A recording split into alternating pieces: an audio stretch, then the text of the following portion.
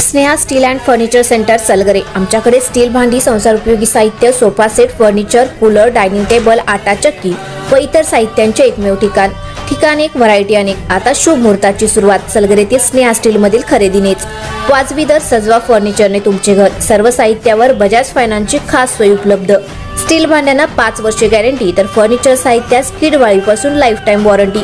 खात्रीशीर खरेदीसाठी मिरज पूर्व भागातील एकमेव ठिकाण Sneha steel and furniture centre Salgare.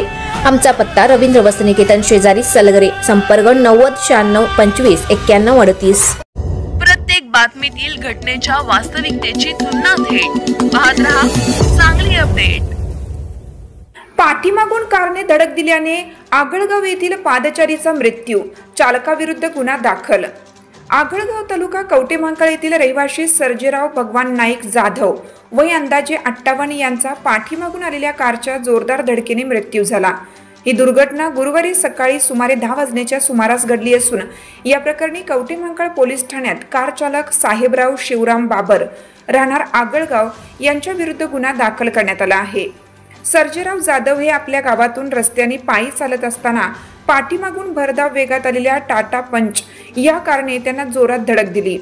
या अपघातात त्यांच्या डोक्याला व हाताला गंभीर दुखापत झाली।